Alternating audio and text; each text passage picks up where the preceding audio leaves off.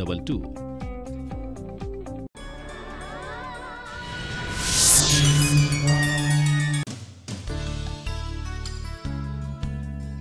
इस कार्यक्रम के पुण्यार्चक हैं पदम कुमार, सीता, राजेंद्र कुमार, आशा, हुकम काका, प्रकाश जैन, छाया, प्रतीक, साक्षी, वैभव, वंदिता, हरसोरा परिवार, Dadabari, Kota, Rajasthan. Jainco enterprises private limited 592, welcome tower, Dadabari, Kota, Rajasthan एवं AA क्लास कॉन्ट्रैक्टर्स।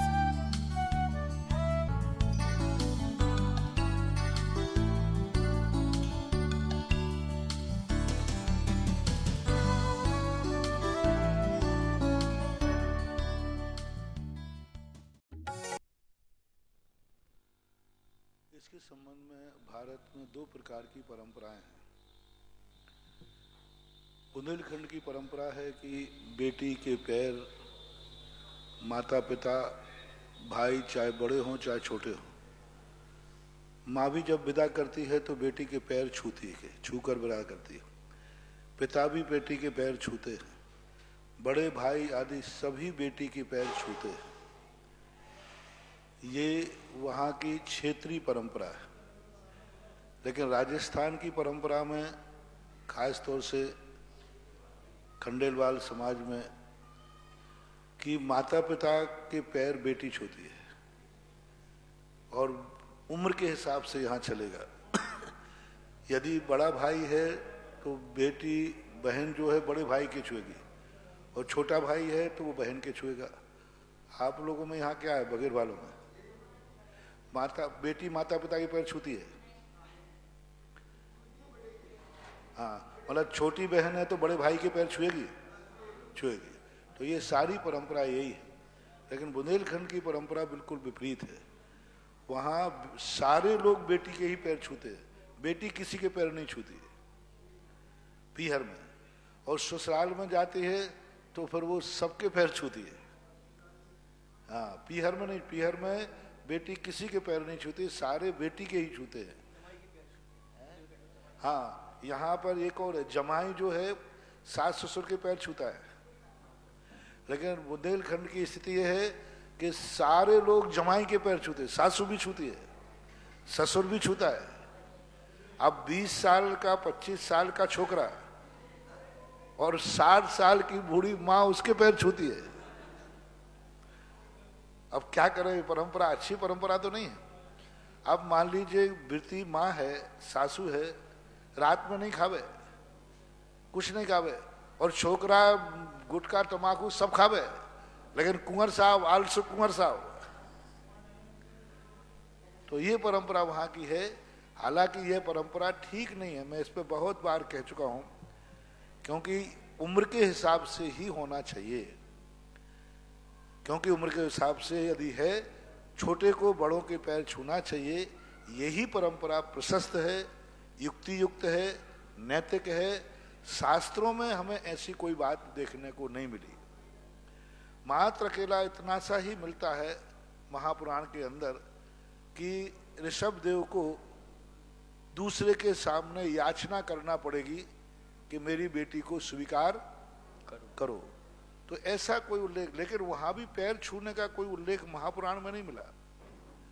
अब दक्षिण भारत की क्या परंपरा है ये मेरे ज्ञान में अभी नहीं है कि दक्षिण भारत में कौन किसके पैर छूता है ये परंपरा। लेकिन फिर भी होना यही चाहिए, छोटे को जो बेटी है उसको माँ बाप के पैर छूना चाहिए कायदा से।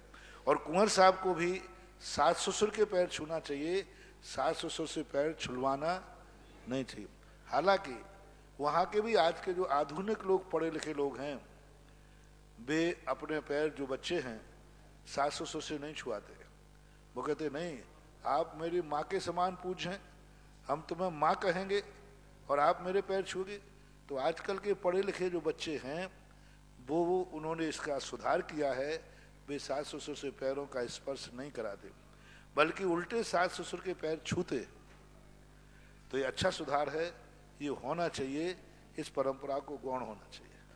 मदनगंज किशनगंज से स्वास्तिक पहाड़िया इनकी जिज्ञासा है। गुरुवर, मंजिल के बहुत करीब होने पर मंजिल को पाने की इच्छा न होना, ऐसा क्यों होता है?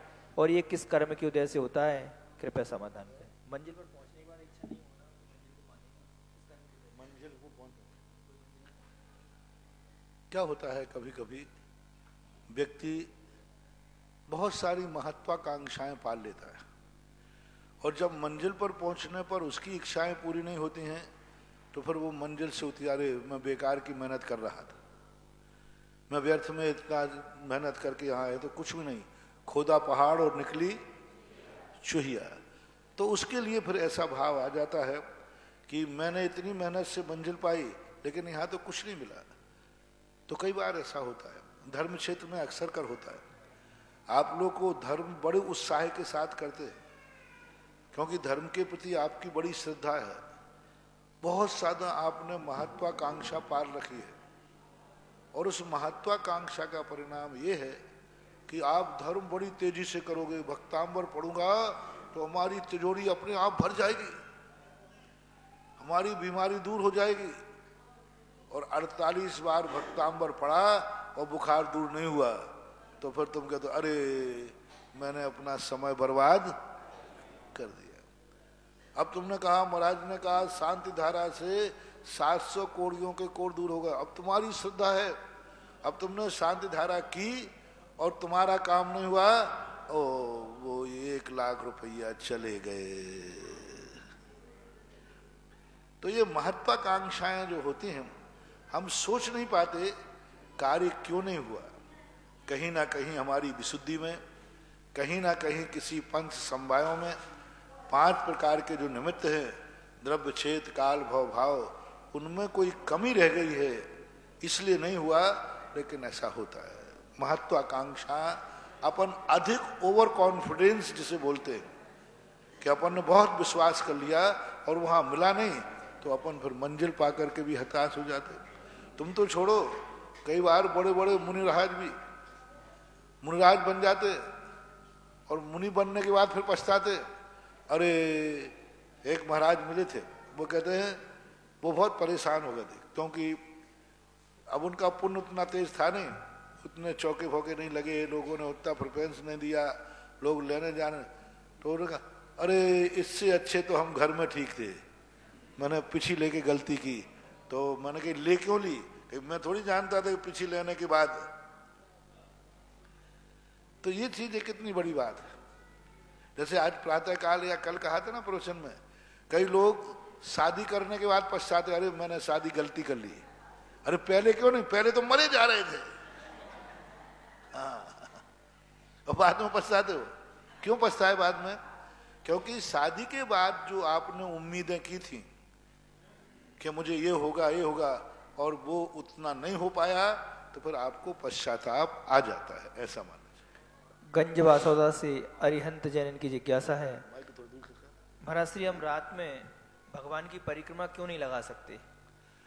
रात्रि का परिक्रमा इसलिए नहीं लगाते हैं कि रात्रि में पहली बार कोई अनुष्ठान करने का उल्लेख जैनागम में नहीं है। बड़ी यदि परिक्रमा है तो लगाने में कोई बाधा नहीं, कई स्थानों पर रात्रि में लगाते। लेकिन जहाँ परिक्रमा छोटी होती है वहाँ जीव जंतु रहते हैं, कोई पक्षी आदि बैठे रहते हैं, उनको परेशानी हो सकती है, इसलिए नहीं लगाना। वैसे निषेध नहीं है, बहुत सारे स्थानों पर जहाँ खुला मैदान हो, अच्छा स्थान हो, लाइट हो, तो रात्रि में लोग परिक्रमा लगाते हैं, कोई बाधा नहीं। बड़ा गांव दसान से विद्या जैन की जिज्ञासा है, गुरुदेव जो महान आत्माएं तीर्थंकर प्रकृति का बंद करती हैं, वे अपने पूर्वम में कैसी भावना भाती हैं? सब जीवों का कल्याण हो, सब सुखी रहें, या मेरे द्वारा सबका कल्याण हो, मैं सबको सन्मार्ग दिखाऊं, मैं सबको सुखी करूं? कृपया मार्गदर्शन। तीर्थंकर प्रकृति के परिणाम में 16 कारण भावनाएं हैं। पूज्य वर्मा स्वामी महाराज ने कहा, उनके मन में एक ऐसा भाव आता है सत्य के प्रति कि सत्य को सारी दुनिया जाने, सारी दुनिया सुखी हो, कोई दुखी ना हो, किसी के कोई अभाव ना हो, ऐसा उनका करुणा वात्सल्य भाव जगत के जीवों के प्रति आता है। ऐसा उल्लेख मिलता है वर्तमान योग ग्रंथों में। सैद्धांतिक ग्रंथों में विधिवत 16 कारण भावनाएं बताई हैं, उन माध्यम से वह तीर्थंकर प्रकृति का बंध करता है। मुंबई से स्वाति जैन की जिज्ञासा है, गुरुवर हमारा मन बड़ा ही चंचल है, हम पूरे दिन है सोचते रहते हैं कि काश ऐसा हो जाए वैसा हो जाए, तो क्या ये सोचने से, भाव करने से हमारे भाव में कुछ अंतर आता है या परिवर्तन आता है? किस समाधान? जाकी रही भावना जैसी सो देखी मूरत तिन तैसी। भावनाओं का प्रभाव पड़ता है। यदि हम कोई काम करते हैं, यदि हम उसी के संबंध में निरंतर सोचें, विचार करें, तो हमारे कर्मों की उदीर्णा हो जाती है। मान लीजिए हम कोई बहुत 24 घंटे अच्छा सोच रहे, बहुत अच्छा हो, बहुत अच्छा हो, गलत नहीं हो, मेरे से कोई गलत ना हो, तो धीरे धीरे पाप कर्मों का क्षय होता है, पुण्य कर्म की उदीर्णा हो जाती है। और हम 24 घंटे बुरा सोचते रहें तो फिर धीरे धीरे अशुभ कर्मों का उदय आता है। ऐसा एक अयोध्या प्रसाद गोयली ने एक कहानी लिखी है कि एक राजा था, वो बहुत दुष्ट था। सारी जनता उससे पूछती कहती थी कि ये कब मरेगा, बहुत दुष्ट है, कब मर जाए, कब मर जाए, कब मर जाए। पूरी जनता उसको बददुआएं देती थी। और वो ऐसा बीमार हुआ कि सारे वैद्य हकीम थक गए। एक साधु थे, वो जानते थे कि राजा दुष्ट है। उन्होंने कहा, राजा साहब, बस आप अपना नेचर बदल दीजिए और आप जनता के दुखों को सुनिए और जनता की सहायता कीजिए। उसने अपना नेचर बदला, जनता के प्रति इतना अच्छा भाव किया कि सारी जनता कहती है, हे भगवान, हम लोगों ने गलत भावना भी, हमारा राजा कभी नहीं मरे। 6 महीने तक प्रजा को ऐसा वातावरण बनाया कि सारी प्रजा का माहौल बदल गया और सब प्रार्थना करने लगे। तो बताते उसकी बीमारी ठीक हो गई। तो भावनाओं का बराबर प्रभाव पड़ता है। अपने अंदर जो भाव होते हैं उन्हीं के अनुसार तो हमारे कर्मों की उदीर्णा होती है। भाव ही उदीर्णा कराते हैं। सूरत से स्नेहल दोषी ने की जिज्ञासा है, महाराज श्री विधान आदि के पहले जो सकलीकरण करते हैं उसका क्या महत्व रहता है? और जो 2-3 घंटे के छोटे विधान होते हैं, शांति विधान आदि, इसमें सकलीकरण करना जरूरी रहता है या नहीं? कृपया समाधान। सकलीकरण का अर्थ होता है एक प्रकार की दीक्षा। दीक्षा का अर्थ होता है किसी एक निश्चित लक्ष्य को पाने के लिए संकल्पबद्ध होना और शेष संकल्प छोड़ देना। जैसे दीक्षा लेता है व्यक्ति, उसका एक ही लक्ष्य है, मुझे कुछ नहीं चाहिए, मुझे मोक्ष चाहिए। तो जब किसी एक निश्चित लक्ष्य के लिए व्यक्ति संकल्पबद्ध हो जाता है, सारे विकल्पों को तोड़ देता है, उसको बोलते दीक्षा। जैसे साधु दीक्षा ले लेता है ने संकल्प मात्र से, अब उसे घर गृहस्थी के सुआ सूतक नहीं लगते, संकल्प छोड़ दिया। अब इसी कार्य का दूसरा छोटा रूप है सकलीकरण। सकलीकरण के माध्यम से एक निश्चित कार्य को, अनेक कार्यों के लिए नहीं, एक निश्चित कार्य के लिए कि मैं 10 दिन तक भगवान की फलानी भक्ति करूंगा, कल्पद्रुम मंडल विधान, सिद्ध चक्र मंडल विधान, पंच कल्याणक, मैं इसी में अपना 5 दिन तक इसी को करूंगा, अन्य कोई मेरा कोई लक्ष्य नहीं है। किसी एक कार्य, वो भी धार्मिक कार्य, किसी एक धार्मिक कार्य को एक शर्त लगाना, एक, अनेक कार्य नहीं, पर्टिकुलर एक कार्य को करने का जब व्यक्ति संकल्प कर लेता है उसको सकलीकरण बोलते हैं। सकलीकरण एक ऐसी दीक्षा है कि जिस सकलीकरण के बाद जैसे साधु को सुआ सूतक नहीं लगते हो गृहस्थ अवस्था के, ऐसे ही सकलीकरण करने वाले को सुआ सूतक नहीं लगता। लेकिन बस शर्त एक है कि बस उसको कार्य वही करना चाहिए जिस कार्य के संकल्पबद्ध हैं। आजकल आप लोग गड़बड़ कर देते हैं। पंच कल्याणक तो करते हैं, विधान में खड़े होते, देव की प्रतिष्ठा हो गई, फिर भी आप सांसारिक कार्य करते हैं, सांसारिक संबंध बनाते हैं। आप ब्याई जी आ गए तो ब्याई जी साहब कहते, बेटा आ गए तो बेटा कहते। कायदा से पंच कल्याणक में जो इंद्र बनते हैं उनकी प्रतिष्ठा की जाती है। आज से तुम सौधर्मेंद्र, कुबेर इंद्र सब बनाए जाते।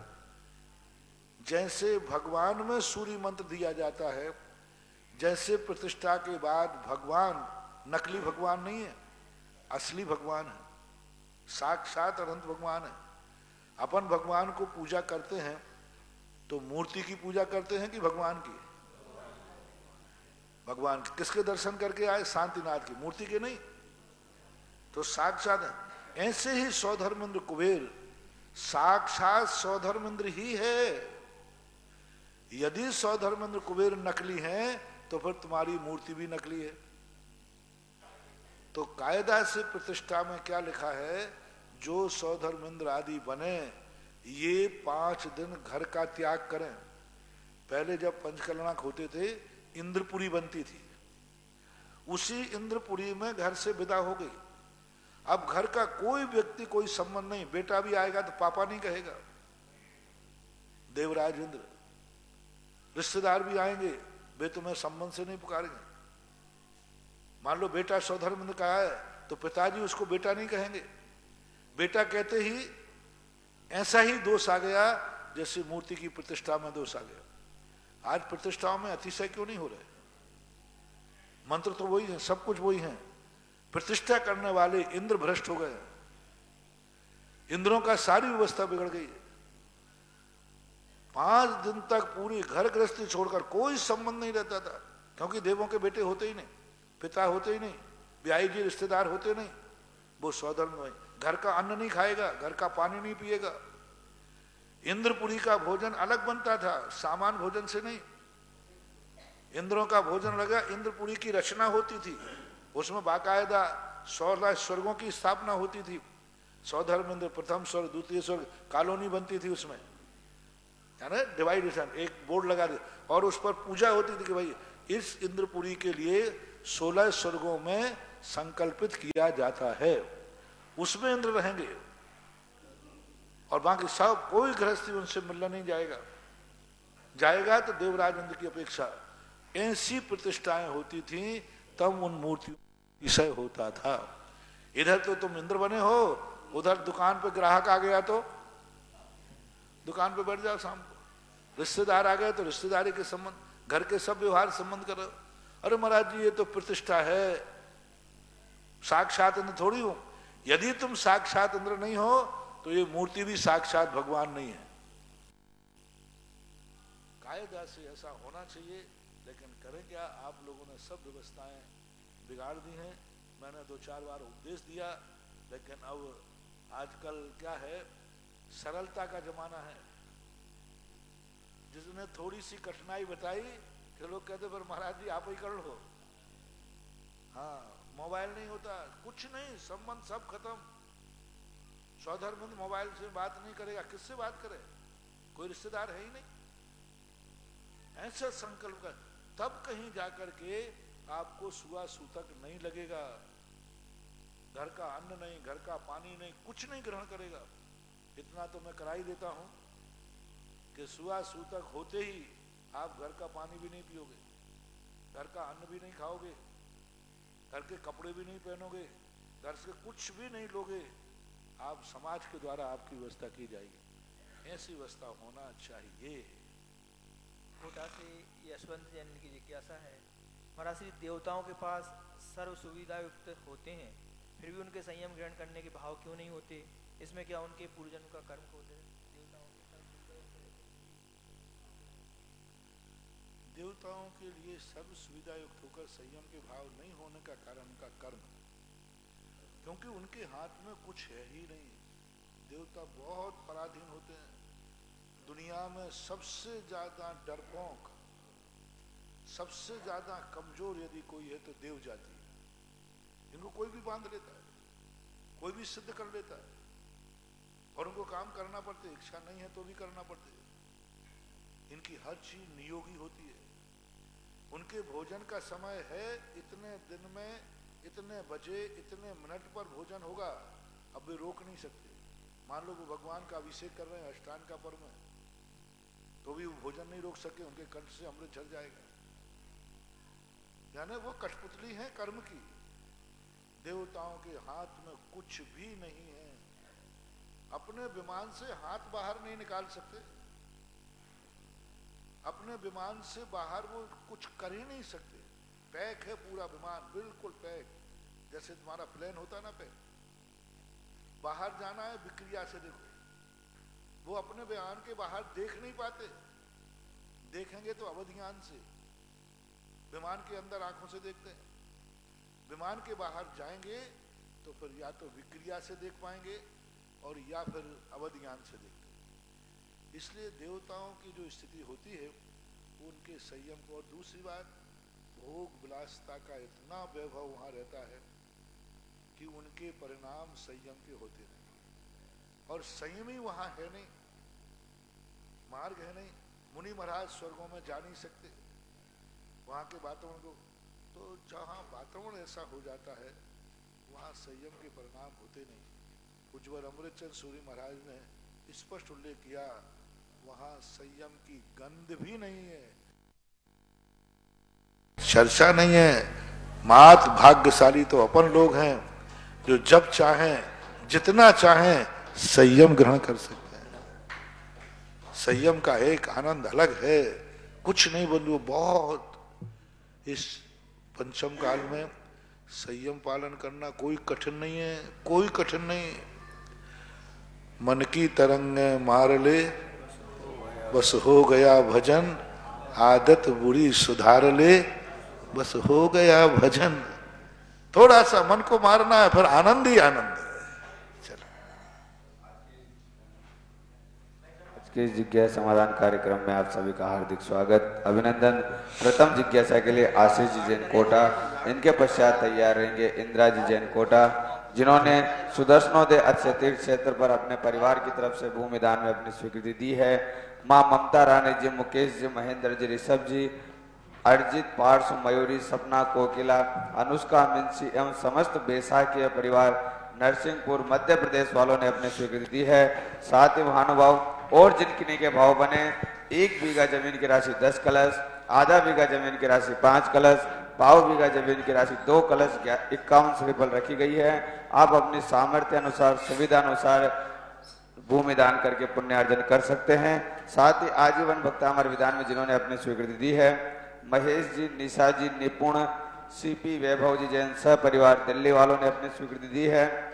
शीतल चंद जी, याशिका, आदित्य, नितेश, धानवी, ईशान जी जैन सह परिवार वालों ने भी आजीवन भक्तामर विधान में अपनी स्वीकृति दी है।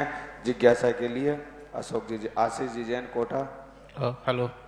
तीर्थों के जीर्णोद्धार तक मुनियों में पुंगव मुनि पुंगव 108 श्री सुधा सागर जी महाराज के सत्संग चरणों में मेरा और मेरे परिवार की ओर से 3 बार नमोस्तु नमोस्तु नमोस्तु। है गुरुवर, मेरी जिज्ञासा है, कहीं मंदिर जी में जो कमेटी होती है और उसके अध्यक्ष मंत्री ने अपना संपूर्ण कमेटी के साथ इस्तीफा या त्यागपत्र दे दिया हो, उसके बावजूद भी समाज के कुछ लोगों द्वारा मंदिर में संचालन किया जा रहा है, लेकिन ऐसी स्थिति में जो मंदिर में शांति धारा या किसी तरह से कोई दान की राशि बोलता है, तो वो दान की राशि बिना कमेटी के उन लोगों को देना उचित है या नहीं? इसका मेरा समाधान है। किसी समाज और कमेटी के ऊपर मैं उंगली इसलिए नहीं उठा सकता हूं, एक व्यक्ति के कहने पर पूरे समाज के किए हुए निर्णय को उचित अनुचित नहीं ठहरा सकता। आप एक व्यक्ति हैं और आप पूरी कमेटी और समाज की संबंध में निर्णय चाहते हैं, ये अनैतिक है। ऐसे प्रसंगों में जब तक दोनों पक्षों की नहीं सुना जाए, कोई भी निर्णय देना विसंवाद का कारण है। महाराज जी, मेरी जिज्ञासा है कि मतलब जो दान दे रहा है वो उसको मतलब दान की राशि समिति में देनी चाहिए या मंदिर में अपनी तरफ से दे देनी चाहिए? मंदिर और कमेटी अलग कैसे हो गई? नहीं, जो संचालन करे उनको देना उचित है, जो बिना कमेटी के संचालन करे उनको देना उचित है, मतलब या नहीं? दान देने वाले का क्या होगा? मैंने कहा कि आपका प्रश्न बहुत बड़ा है, मैं नहीं दे पाऊंगा जवाब। इससे विसंवाद हो सकता है, गलत भी हो सकता है। जब तक दोनों पक्षों का निर्णय न सुना जाए, हो सकता है देने वाला कई बार बड़ा बेईमान होता है, वो बहाना ही ढूंढता है किसी प्रकार हमें दान नहीं देना पड़े। बहुत सारे हमें ऐसे दातार मिले जो वो कहते हैं दान तो देना था, वो चुनाव हो गए, थोड़े अब चुनाव हो गए तो इसलिए मैं नहीं दूंगा क्योंकि गलत आ गया। हमने तो उसके अध्यक्ष काल में बोला था। तो दान देने वाले भी आजकल बेईमान हो गए, कमेटी में भी हो गई। इसलिए दोनों पक्षों को जब तक नहीं सुना जाए, ऐसे प्रसंगों का निर्णय देना और पूछना उचित नहीं है। इंदिरा जी जैन, इनके पश्चात तैयार रहेंगे हेमंत जी गोयल आवा।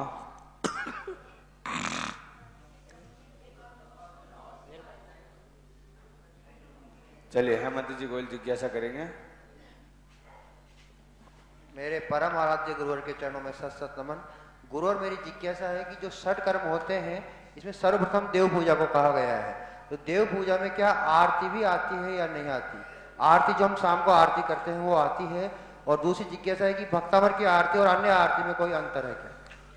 पहली बात तो 6 कर्म नहीं है, षड आवश्यक है। हाँ, छठ आवश्यक। हाँ, 6 कर्म आरंभ और परिग्रह के सहित होते हैं।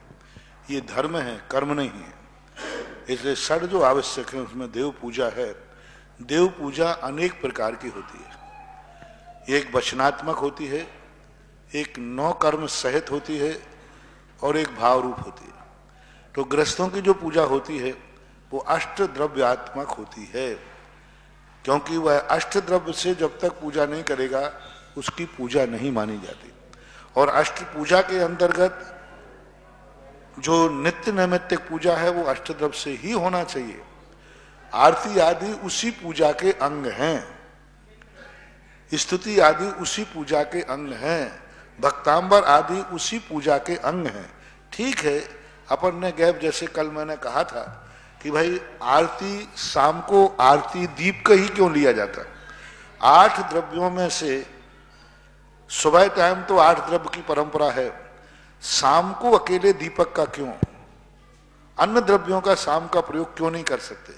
तो उसका कारण मैंने बताया था कि अन्य द्रव्यों में त्रस जीव उत्पन्न होते हैं, जल त्रस जीव उत्पन्न हो जाएंगे, चावलों में त्रस जीव उत्पन्न, अग्नि में कभी त्रस जीवों की उत्पत्ति नहीं होती, कदापि कभी नहीं होगी।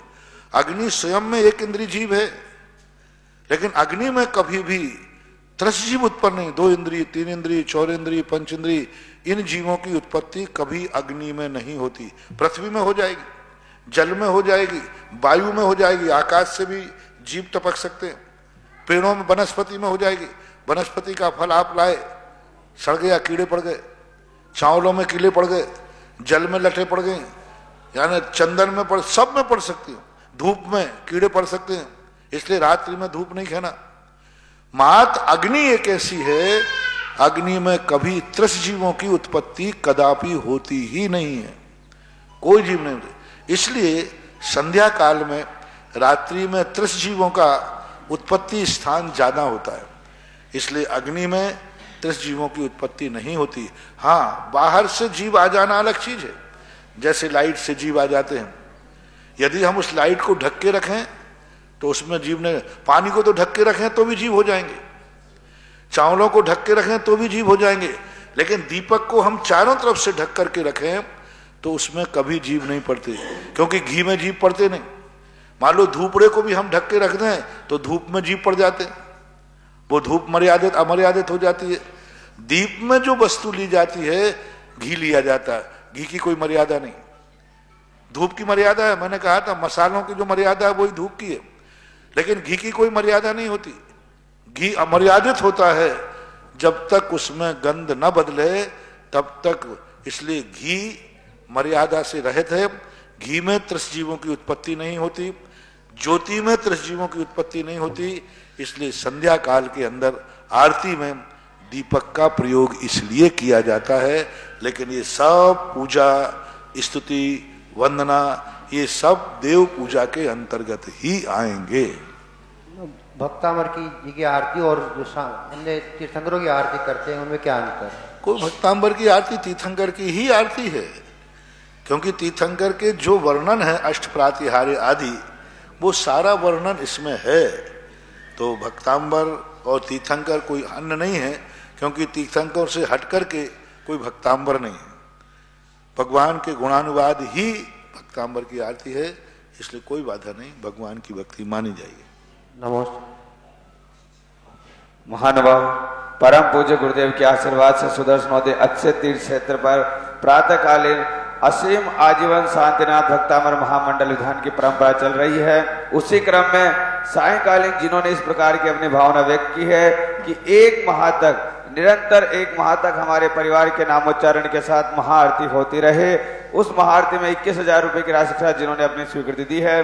राम कुमारी जी गोयल होशंगाबाद वालों ने, सुनील कुमार जी, मधुलिका जी, सोहेल जी, श्रेयांश जी जैन पश्चिम बिहार नई दिल्ली वालों ने, पूरनमल जी, महावीर कुमार जी भोपाल वालों ने सहपरिवार, सौरभ जी, सलील जी भड़जातिया सहपरिवार इंदौर वालों ने, डॉक्टर सतीश जी जैन सहपरिवार दमोह वालों ने, मुकेश कुमार जी जैन सहपरिवार प्रीतमपुरा नई दिल्ली वालों ने, पूनम जी सोनटक के सह परिवार पुणे महाराष्ट्र वालों ने, अनिल कुमार जी, अमित कुमार जी भारीगंज बासोदा वालों ने भी अपनी स्वीकृति दी है।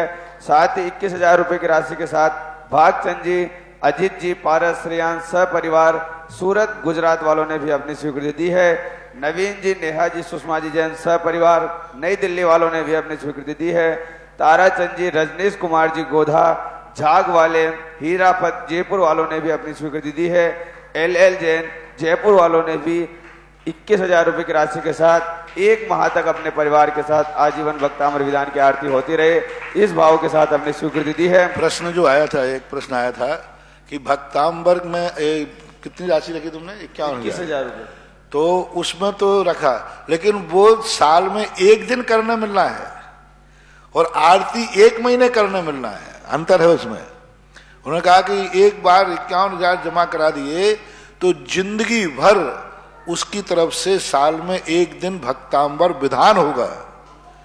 तो ये अभिषेक के लिए, आरती के लिए क्यों, ये 1 महीने का है, यानी 1 महीने तक, पूरा 1 महीना जो आपको दिया जाएगा संध्याकालीन आरती भक्तांबर की, और वो 48 दीपकों का प्रज्वलन, भक्तांबर का पाठ, भक्तांबर पाठ होगा, 48 सिद्धि मंत्र होंगे, 48 दीप प्रज्वलन होगा, उससे आरती होने की जो स्थिति है 1 महीने तक आपके नाम की चलेगी।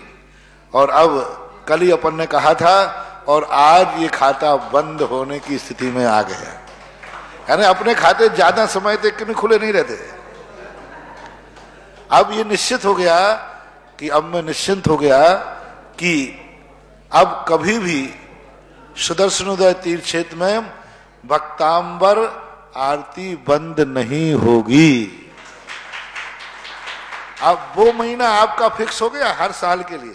हाँ, ऐसा नहीं कि एक बार की भक्तांबर जैसा मत समझना कि एक बार दे दिया जीवन भर को फ्री। ये तो हर साल में 1 महीना आपका तरफ फिक्स रहेगा। अगली साल दोगे तो महीना रहेगा, नहीं तो दूसरे के खिसक जाएगा। तो हर साल देना पड़ेगा। अब लोग कहे महाराज जी आप तो एक बार बता दीजिए कितना देना, वो ब्याज लगाना मुझे आता नहीं, वो कमेटी से बात करना। कुल मिलाकर के जो उसमें अपना दीपक जलता है, घी रहता है, तो निर्माल का दोष नहीं आना चाहिए। आपकी तरफ से आरती है तो द्रव्य भी आपका ही होना चाहिए। बाकी इस संबंध में आप कमेटी से व्यवस्था कर लें कि हम जीवन भर के लिए हमारा 1 महीना फिक्स कर दिया जाए। जन्म जन्म के लिए जब तक तीर्थ क्षेत्र है, मेरा 1 महीने भक्तांबर की आरती मेरी तरफ से होना चाहिए। वो जिनको करना हो वो करें। अभी तो आपने प्रतिवर्ष जिन्होंने नाम दिखाए हैं वो महीना उनको प्रतिवर्ष उनके नाम से बुक रहेगा। कितने नाम हो गए महाराज जी? नाम हो गए 13-14 नाम हो गए। 14 नाम, 16 नाम हो गए, 14 नाम हो गए। कोई बात नहीं, 2 साल लग जाएंगे और क्या। और भी महानुभाव जिनके भाव, कोई चिंता मत करो, 48 काव्य हैं, 48 साल तक की गुंजाइश है, चिंता मत करो। महानुभाव जिनके भी भाव 21,000 रुपए की राशि के माध्यम से निरंतर 1 माह तक रिद्धि सिद्धि मंत्रों के द्वारा वह भक्तामृत जी के 48 दीपक प्रज्वलित किए जाएंगे और आपके परिवार के नाम से वह 1 माह की आरती होगी। वह आरती अवश्य आपके परिवार में सुख समृद्धि ऐश्वर्य को बढ़ाने वाली होगी। प्रतिवर्ष वर्ष में एक बार 1 महीने तक होगी 21,000 रुपए की राशि के माध्यम से। जिनके भी भाव बने मात्र 21,000 रुपए की राशि के माध्यम से आप अपना नाम हम तक भेज सकते हैं। जिज्ञासा के लिए इंदिरा जी जैन कोटा।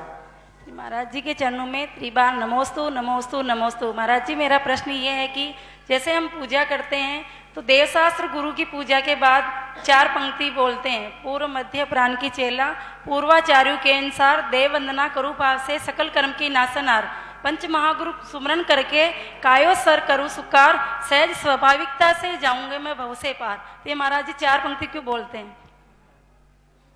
तो उससे क्या बात है? मतलब क्यों बोलते हैं ये पूजा के बाद, क्यों बोलते हैं ये पंक्ति? देव शास्त्र गुरु की पूजा के बाद देव शास्त्र गुरु की समुच्चय वाली पूजन करते हैं। आप वो किताब जिनवानी दे दीजिए, मैं पढ़ के बता दूंगा आपको, क्योंकि आप लोगों के उच्चारण में अंतर रहता है। मैं तो पूजा याद तो मैंने किया नहीं, मैंने पूजा थोड़ी करता हूँ, और आप लोग बोलने में शब्द चूक जाते हैं। उसके लिए भावना है। देखो पूजा को अष्टद्रव्य से ही होती है। मैंने एक दिन समझाया था, अष्टद्रव्य से ही पूजा है। बाद की जो जयमाला है, विनय पाठ आदि हैं, ये सब आपके शुभ उपयोग को बढ़ाने के लिए हैं। सभी स्थानों पर यही बोला जाए सुने, कई स्थानों पर दूसरी पूजा करते हैं तो उसमें ये नहीं बोलते। जैसे देव साध गुरु की पूरे पूजा करते थे ना, देव साध गुरु तीन जासों पूजो परम पद, तो ये हाँ, तो उसमें ये पंक्तियां नहीं बोलते। तो अब लेखक ने जैसी पूजा बना दी, शुभ उपयोग बढ़ाने के लिए बोल जाते हैं। इनका कोई विशेष कोई लॉजिक है, तर्क है, कोई आगम्य कथन है? नहीं, क्योंकि समय समय पर पूजाएं बदलती जाती हैं, पूजाओं के लेखक बदलते जाते हैं, उनकी विचारधाराएं बदलती जाती हैं। पहले की पूजाओं में अलग ढंग से परंपरा चलती थी। अब जो समुच्चय पूजा चली, कितनी बड़ी, पहली बात समुच्चय नाम की पूजा थी ही नहीं, ये तो बनियों की पूजा है। देव पूजा है, गुरु पूजा है, शास्त्र पूजा है, लेकिन देव शास्त्र गुरु पूजा नहीं है। तीनों पूजाएं अलग अलग थी, लेकिन तुमने सोचा जब एक बादाम में तीन निपट रहे हैं, बहुत, अब तो तीन क्या, कितने निपटे, विद्वान भी तीर्थंकर, सिद्ध भगवान कितने, अब बादाम कितने हैं? अब देव शास्त्र गुरु की अलग अलग करोगे तो तीन बादाम लगेंगी। तुमने कहा ये बढ़िया है, तो एक बादाम में, एक अर्घ में समय को कम करने के समुच्चय पूजा जैनागम में कहीं हमें देखने में नहीं आई। हमेशा देव पूजा है, गुरु पूजा है, शास्त्र पूजा है। धीरे धीरे करके लोगों के समय का अभाव था, द्रव्य की कंजूसी हुई, उन्होंने उसको मिलाकर समुच्चय कर दिया। और अब की जो वर्तमान पूजा है उसका तो समुच्चय का अंत ही हो गया। इतनी चीजें उसमें हैं, 2-3 लाइनों की अर्थ हो है, पता नहीं कितना पढ़ते, मैं तो सुनता हूं, तो मैंने कहा बहुत बारे शाबाश रे बनियो, ऐसे ही। अब ऐसे ही तुम्हारे खाने पीने में हो जाए, एक रोटी परोसते उसमें सारे व्यंजन आ जाए, बोले खाओ साहब, अच्छी बात नहीं है। अलग, जितना समय अलग अलग होगा उतना शुभोपयोग का समय बढ़ेगा। इसलिए लेखकों के अनुसार ये पंक्तियां जोड़ी जाती हैं, इनका कोई विशेष अर्थ नहीं होता, लेकिन इसका मैं निषेध इसलिए नहीं करूंगा कि शुभोपयोग के लिए, समय बढ़ाने के लिए कोई पंक्ति जोड़ी जाती है तो कोई निषेध नहीं।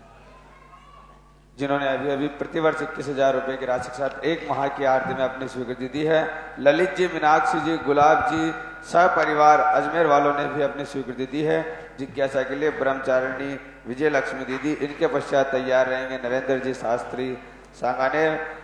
गुरुदेव के आहार के उपलक्ष्य में चान्याबाई जी सामरिया आवा वालों ने अपने कान के 2 स्वर्ण के आभूषण भी सुदर्शनोदय अच्छे तीर्थ क्षेत्र में देने के अपने भाव व्यक्त किए हैं। साथ ही शशि जी जैन बीना वालों ने भी 1 अंगूठी सुदर्शनोदय अच्छे तीर्थ क्षेत्र में देने के अपने भाव व्यक्त किए हैं। ये है इनका पूर्व मध्य अपराह्न की ओम शांति, पूर्व मध्य अपराह्न की वेला पूर्वाचार्यों के अनुसार, क्योंकि हमारे यहाँ भगवान की स्तुति 3 बार कही गई है, प्रातःकाल, मध्याह्न में और शाम को। पूर्वाचार्यों के अनुसार जैसा पूर्व में आचार्यों ने कथन किया है, देव वंदना करूं भाव से सकल कर्म के, भाव पूर्वक, भाव से नहीं। यहाँ लेखक का परिणाम बेईमान दिखता है, यानी देव वंदना करूं भाव से, तो यदि ऐसा भाव लिया जाए कि हे भगवान मैं भाव पूर्वक करूं, लेकिन यहाँ इनका भाव यह है लेखक का, द्रव्य की जरूरत नहीं है, भाव से ही पूजन करूं।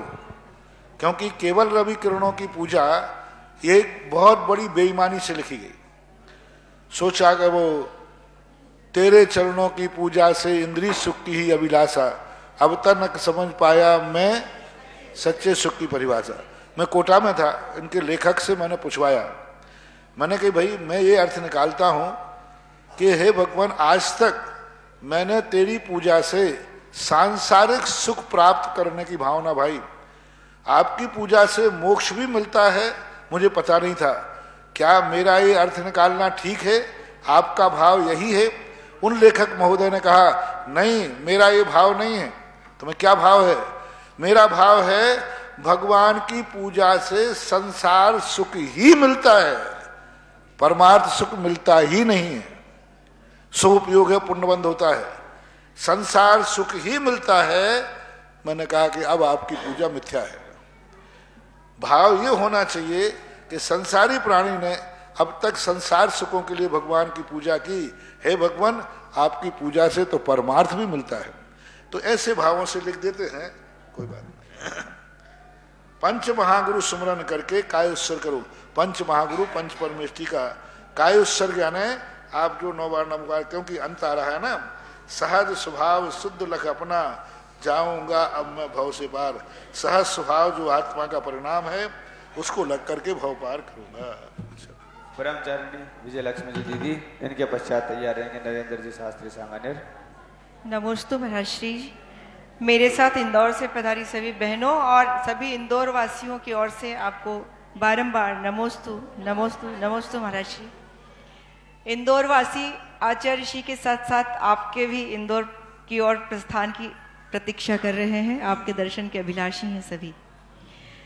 महर्षि, मेरा प्रश्न है और प्रश्न से ज़्यादा निवेदन है कि आज विज्ञान का युग है, हर बात में विज्ञान को आगे रखा जाता है, लेकिन मैं जैन दर्शन का जितना अध्ययन करती हूँ आप जैसे संतों के सानिध्य में बैठकर, तो मुझे ऐसा लगता है कि जैन धर्म तो है ही, लेकिन जैन धर्म परम विज्ञान है। ये एक ऐसा जीवन दर्शन है जहाँ धर्म और विज्ञान एकाकार हो गए हैं। मैं जितना पढ़ती हूँ उतना आनंद आता है। महर्षि, मेरा प्रश्न और निवेदन यह है कि आज की युवा पीढ़ी को ये बात कैसे समझाई जा सकती है कि आप जो विज्ञान पढ़ रहे हैं वो अधूरा है, वो तो आज कुछ कह रहा है कल कुछ कह रहा है, और वो आपके जीवन को सुखी भी नहीं बना रहा, साधन सुविधा युक्त तो बना रहा है लेकिन सुखी नहीं बना रहा। लेकिन धर्म जो है वो ऐसा विज्ञान है जो सुखी भी बनाता है। तो युवा पीढ़ी को कैसे इस तथ्य से परिचित कराया जाए, मोड़ा जाए? आप जैसे महात्मा के पुरुषार्थ से, आप जैसे महात्मा के वचन रूपी सुधामृत से ये संभव है, ऐसा मुझे लगता है। इस दृष्टि से आपसे निवेदन कर रही हूँ महर्षि। एक बार बहुत सारे विद्वानों ने एक विषय रखा गोष्ठी का कि विज्ञान की कसौटी पर जैन धर्म। मैंने तुरंत कहा मैं इतना बड़ा पाप नहीं कर सकता। विज्ञान की कसौटी पर जैन धर्म, बेटे की कसौटी पर पिता, शिष्य की कसौटी पर गुरु। बोले महाराज इसमें क्या दोष है, अपन सिद्ध करेंगे विज्ञान की कसौटी पर। मैंने कही नहीं, इसका शीर्षक करो, बदलो, जैन धर्म की कसौटी पर विज्ञान। विज्ञान जैन धर्म को कसेगा, उसके बाद क्या औकात है? वो गुरु थोड़ी है। यही सबसे बड़े आज दुनिया के सारे विद्वान महाराज साधु जैन धर्म, विज्ञान की कसौटी पर जैन धर्म, विज्ञान की कसौटी पर रात्रि भोजन, विज्ञान की कसौटी पर पूजा, विज्ञान की कसौटी पर जाप, विज्ञान की कसौटी पर भक्तांबर। अरे विज्ञान कौन सा गुरु हो गया? कब से आ गया विज्ञान जो हमें कसेगा? परिभाषा बदलो, जैन धर्म की कसौटी पर विज्ञान, रात्रि भोजन की कसौटी पर विज्ञान, जैन धर्म के सिद्धांतों से विज्ञान को कसो। सही निकले तो ठीक, नहीं निकले तो गलत। तो आज हमारे लिए हमारी भाषाएं बदलना पड़ेंगी। आज हम बिल्कुल अपने धर्म को इतना ज्यादा विपरीत करते जा रहे हैं, विज्ञान को कसौटी बना रहे हैं। कल का विज्ञान आज नया है, आज सत्य है, कल पुराना है, असत्य है। जैन धर्म हमारा जितना पुराना है वही सत्य है। विज्ञान और धर्म में बहुत अंतर है। हमारे यहाँ पुराना सत्य होता है और एक ही बार होता है, वह सत्य कभी बदला नहीं जाता। और विज्ञान कब बदल दे पता नहीं। पहले विज्ञान ने कहा था अंतिम सत्य है, सूर्य एक ही होता है। हमारे शास्त्रों में 2 लिखे, खूब मजाक उड़ाई। ये गलत लिखा शास्त्रों में 2 सूर्य 2 चंद्रमा होते हैं, है ही नहीं। सैकड़ों सालों तक जैन धर्म को झूठा कहते रहे। जब एक विज्ञान ने कहा नहीं ये सूर्य एक नहीं है 2 है। हमारे महावीर स्वामी ने 2500 साल पहले 2 कह दिए थे और उन्होंने अभी 50-60 साल पहले 2 कहे। तो विज्ञान एक खोजी है, विज्ञान अंतिम सत्य नहीं है और धर्म अंतिम सत्य है। उसको खोजने की जरूरत नहीं, वो खोज चुका है। तो अब अपन के लिए धर्म के कसौटी पर विज्ञान को कसें, विज्ञान जो जो आविष्कार कर रहा है उसको धर्म की कसौटी पर कसे। कितना पापी है, कितना हिंसक है, साइड इफेक्टेड कितना है। क्या भगवान महावीर लैपटॉप बना के नहीं जानते थे? क्या भगवान महावीर मोबाइल नहीं जानते थे? जानते थे बनाना। लेकिन चूंकि विज्ञान मानववादी है और धर्म मानवतावादी है। विज्ञान मानववादी मानव को सुख के लिए दुनिया को मिटाने को तैयार है, और धर्म कहता है अपने सुख के लिए किसी को मिटाने की जरूरत नहीं है।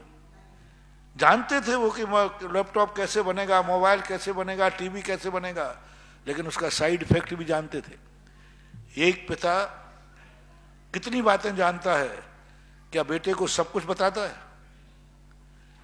शराब की दुकान भी जानता है पिता, तो बेटे को शराब की दुकान का पता भी बताता है क्या? नहीं बताएगा, छुपा लेगा। स्वयं जान रहा है लेकिन बेटे को नहीं बताएगा, क्योंकि इससे बेटे का अहित है। ऐसे महावीर स्वामी वो जगत पिता थे कि ये जो भौतिक विज्ञानों के युग थे, भगवान महावीर जानते थे, लेकिन उन्होंने जनता को नहीं बताया, क्योंकि इससे अहित होने वाला है, हित नहीं होने वाला। आज देख लीजिए, जितने एक किसी का निर्माण करता है, मुश्किल से विज्ञान का कोई आविष्कार 25 साल चलता है। 25 साल के बाद तुरंत कोई ना कोई डॉक्टर विज्ञान कहता है साइड इफेक्ट। मोबाइल को अभी ज्यादा समय नहीं हुआ, डॉक्टरों ने कहना शुरू कर दिया मोबाइल कम करो, लैपटॉप कम चलाओ। धीरे धीरे आप देखना हर डॉक्टर की टेबल पर यही रहेगा बीमारी का, आप मोबाइल चलाना बंद करो। 25 साल हो जाना तो पूरे, आपके लिए ऐसी बीमारियां होना शुरू हो जाएंगी कि बहुत ज्यादा। तो विज्ञान आज देख लिए कितने केमिकल, इतने कैंसर बढ़ रहे। आज कौन ने दवाई बनाई कि एक दिन में सब्जी को इतना बड़ा कर दो और वो जहर बन गया। आज सारे अनाजों विज्ञान कर रहा है ये सब। महावीर स्वामी भी जानते थे सर्वज्ञ के माध्यम से, लेकिन वो जानते थे साइड इफेक्ट। इसलिए विज्ञान वो भौतिकवादी है जो एक लुभावना प्रलोभन देकर के व्यक्ति की जिंदगी बर्बाद कर रहा है, और धर्म वो है कि लुभावना उपयोग न करके जिंदगी को अमर करता है। इसलिए हमें खुद जो धर्मात्मा पुरुष हैं वे विज्ञान की कसौटी पर धर्म को न ले जाएं, धर्म की कसौटी पर विज्ञान को कस के दुनिया को दिखाएं। आज फ्रांस में 400 साल पुराने पिरामिड थे, सारी दुनिया में कह रहे हैं पिरामिड पिरामिड पिरामिड। अरे कहां से गए? हमारे यहां जो मंदिर की शिखर है आलसू पिरामिड, पिरामिड का सिद्धांत है 4 कोनों को बराबर में जाके शून्य कर दिया जाए, शिखर से पिरामिड बने हैं। अब ये शिखरें कब की हैं हमारे यहाँ? रेकी, ओहो, जर्मन जापान से रेकी नहीं रिलेटेड। रेकी है कहाँ? हमारे भारतवर्ष का आशीर्वाद ही रेकी है। उनको वो यूं करते हैं। अब उनको हाथों में लाना पड़ती है एनर्जी, यहां तो साधु की 24 घंटे एनर्जी है। उनको आशीर्वाद का नाम बदल के रेकी कर दिया। लोग कह रहे अरे रेकी बहुत लेटेस्ट जर्मन जापान की टेक्नोलॉजी है। हमें हर चीज को सिद्ध करना चाहिए, और सिद्ध करने वाले अपन धर्मात्मा लोग जो हैं वे यदि सही स्वाध्याय करें, सारे साधु त्यागी वर्ग विद्वान वर्ग ईमानदारी से यदि जैन नाम का अध्ययन करके और युक्त रूप से समाज में रखें, तो विज्ञान को पीछे हटना पड़ेगा और जैन धर्म आगे आएगा। लेकिन हमारे पास समय नहीं है। हम खुद अपने शास्त्रों की संदेह में हैं, हम खुद अपने शास्त्रों की प्रमाणिकता सिद्ध अपने लिए खुद के लिए नहीं है। जब स्वयं ही निसंकित नहीं है तो दुनिया को निसंकित हम क्या कर पाएंगे? हमें खुद संदेह है कि इस भक्तांबर में अतिशय है कि नहीं, हम दुनिया को क्या कर पाएंगे? हमें खुद संदेह है कि इस गंधोदक में अतिशय है कि नहीं, दुनिया को क्या कर पाएंगे? निसंकित होना चाहिए। मानतुंग आचार्य महाराज के अनुसार जो कहते हैं ऐसा होगा ही नहीं, आपके चरणों की रज मिलते ही क्या हो गया? मृत्या भवंति मकरध्वज तुल्य रूपा, हो जाएगा ऐसा नहीं, होगा ही होगा। तो ये है हमारी श्रद्धा नहीं बढ़ पा रही है धर्म के प्रति, इसलिए हम दूसरे के सामने अभिव्यक्त जिस चीज पर अपनी श्रद्धा हो जाए, अपनी आत्मा की पर्याय बन जाए, और वो बात मुंह से निकालोगे सारे जगत पर उसका प्रभाव पड़ेगा। नमोस्तु। नरेंद्र जी शास्त्री, इनके पश्चात तैयार रहेंगे अक्षय जी जैन थानला, जिन्होंने अभी अभी अपनी स्वीकृति दी है आरती प्रतिवर्ष 21,000 रुपए की राशि के माध्यम से। प्रेम भाई जी सर्राफ, अशोक, आशा, अभय, सविता, अमित, वर्षा, राहुल, ब्रह्मचारी, सौरभ भैया, सपरिवार मुंगावली, अशोकनगर मध्य प्रदेश वालों ने भी अपनी स्वीकृति दी है। साथ ही मधुबाला जी, सोनल, नेहा, अर्थव, ईशान, शेखा, मनीष, अतिशय, नमामि, समस्त परिवार जयपुर वालों ने भी, बापूनगर जयपुर वालों ने भी अपनी स्वीकृति दी है। जिज्ञासा के लिए नरेंद्र जी। नमस्ते महाराज जी। महाराज जी, आचार्य भगवान कुंद कुंद स्वामी जी ने लिंग पाहुड़ की 20 नंबर गाथा में लिखा है कि जो मुनि स्त्रियों को व्रत, नियम, संयम आदि देता है वह शीतलाचारी मुनि से भी ज्यादा निंदनीय है, पापी है। आचार्य भगवान कुंद कुंद स्वामी जी ने लिंग पाहुड़ की 20 नंबर गाथा में लिखा है कि जो मुनि स्त्रियों को व्रत, नियम, संयम आदि देता है वह शीतलाचारी मुनि से भी ज्यादा पापी है। किनको देता है? स्त्रियों को। ठीक, बहुत अच्छी बात। किस अपेक्षा से? हाँ, बहुत। वो वहां रत्नत्रय की बात है। क्या लिखा उन्होंने? व्रत, नियम, संयम। व्रत, नियम, संयम, क्योंकि संयम 6, 7वें गुण स्थान से शुरू होता है। हमारे यहाँ एक ऐसा मत है जो स्त्रियों के लिए भावलिंग मानता है, रत्नत्रय मानता है, संयम मानता है स्त्रियों के लिए। तो वहां लिखा कि जो व्यक्ति, क्योंकि जिस समय पूज्यवर कुंद कुंद स्वामी थे उस समय स्त्री मुक्ति पर जोर था। स्त्रियां भी मुनियों के समान भावलिंगी होती हैं, स्त्रियां भी मुनियों के समान मुनिव्रत धारण करके मोक्ष जाती, वस्त्र के साथ में। तो उस प्रसंग में उन्होंने लिखा जो स्त्रियों के लिए संयम मानता है यानी रत्नत्रय मानता है वो शीतलाचार मुनि से भी गया बीता, क्योंकि मिथ्या दृष्टि है, अज्ञानी है। तो वहां ये बात ये नहीं समझना चाहिए कि किसी को आर्य का व्रत देना, वहां व्रत का अर्थ है संयम। वहां लिंग पाहुड़ है, लिंग है ना मुनि भेष, दर्शन की अपेक्षा से उन्होंने कहा। तो मुनि मुद्रा ने स्त्रियों में रत्नत्रय मानना, भावलिंग मानना, ये व्याख्या पूज्यवर कुंद कुंद भगवान की है। महाराज जी, जब आरिकाओं की दीक्षा होती है तो उन पर महाव्रत के संस्कार होते हैं? उनके भावलिंग नहीं है, उनका कोई प्रवज्या नहीं है, दीक्षा नहीं है। आरिकाओं को जो व्रत दिए जाते, दीक्षा शब्द का प्रयोग भी जैनाचार्यों ने प्रथमान युग में किया है, लेकिन उनका भावलिंग नहीं, उनका पंचम गुण स्थान है। हमारे यहाँ पंचम गुण स्थान को देश संयम कहा। पूज्यवर वीरसेन स्वामी ने तो उसे असंयम में ही गर्भित किया, क्योंकि प्रत्याख्यानावर्णी कषाय एक सर्वघाती प्रकृति है, और सर्वघाती प्रकृति का अर्थ होता है अपने मूल स्वभाव को किंचित मात्र भी प्रकट नहीं होने देना। तो पंचम गुण स्थान में सर्वघाती कषाय उदय होने से उसको संयम के अंतर्गत नहीं लिया जाता। संयम जैन दर्शन के अनुसार जो माना गया वो रत्नत्रय भावलिंग के साथ ही माना गया, जो मुनि में ही घटित होता है। ये व्याख्या जानना चाहिए। अक्षय जी जैन, इनके पश्चात तैयार हैं शशि जी जैन बिना, जिन्होंने अपनी स्वीकृति दी। एक वृक्ष में सतीश जी रेणुका जी जैन के विवाह की वर्षगांठ पर संचिता जी, सरिता जी, मोहित, रुचिका जी जैन सपरिवार जयपुर वालों ने अपनी स्वीकृति दी है। साथ ही विमला देवी, महेंद्र, अंजना, अमन, अंजलि, सुभाष नगर कोटा वालों ने भी आजीवन भक्तामर विधान में अपनी स्वीकृति दी है। जिज्ञासा के लिए अक्षय जी। महाराज जी, मेरे और मेरे परिवार की ओर से सादर नमस्तु। भाई जी, मेरा प्रश्न ये है कि आजकल कुछ लोग कहते हैं कि मंदिर जाने से क्या होता है, स्तोत्र पढ़ने से क्या होता है, मन में शांति होना चाहिए, दूसरे के प्रति भेदभाव नहीं। भाई जी, मेरा प्रश्न ये है कि हम उससे प्रत्युत्तर में क्या कहें?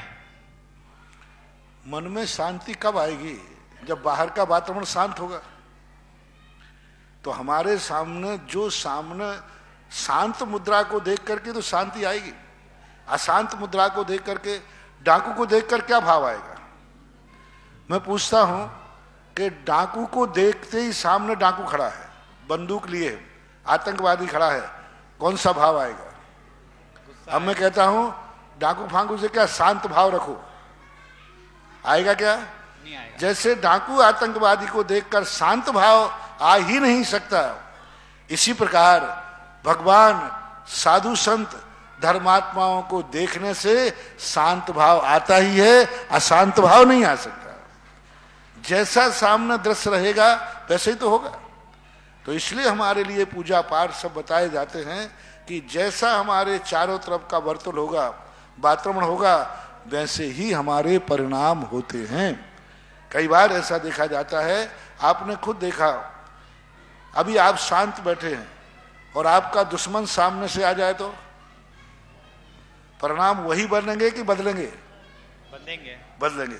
और यदि कोई अपना हितैषी आ जाए तो नहीं बदलेंगे, बदलेंगे। करुणा के भाव आएंगे। तो ये बदलते हैं। निमित्त पा करके हमेशा जितने निमित्त होते हैं उन निमित्तों के अनुसार हमारे परिणाम बनते हैं। इसलिए ये जितने भी बाहर आडंबर हैं ये सब हमारे सोपयोग के लिए निमित्त हैं। इनके बिना कभी अच्छे भाव आ ही नहीं सकते। महाराज जी कल हमारी तरफ से नारेली में भक्तामर विधान है, तो महाराज जी आशीर्वाद दीजिए। शशि जी जैन, इनके पश्चात तैयार रहेंगे राजेंद्र जी जैन मेहता।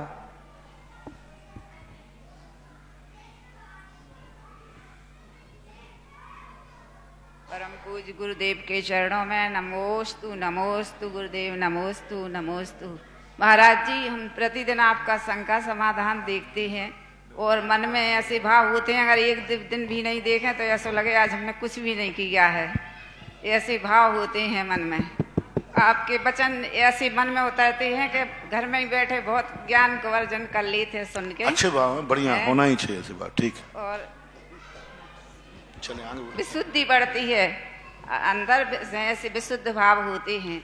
रिद्धियां जिज्ञासा है क्या आपकी? रिद्धियां 64 क्यों होती हैं महाराज जी? रिद्धियां 64 रिद्धियां जो होती हैं, जो साधु अपने भीतराग भाव से अपनी आत्म साधना करते हैं, आत्मा भी मुख रहते हैं, उनके विशुद्धि भाव से आत्मा की शक्ति विशेष का उत्पन्न हो जाना रिद्धि कहलाती है। इस कार्यक्रम के पुण्यार्चक थे पदम कुमार सीता, राजेंद्र कुमार आशा, हुकम काका, प्रकाश जैन छाया, प्रतीक साक्षी, वैभव वंदिता, हरसोरा परिवार Dadabari Kota Rajasthan, Jainco enterprises private limited 592 welcome tower Dadabari Kota Rajasthan एवं AA क्लास कॉन्ट्रैक्टर्स।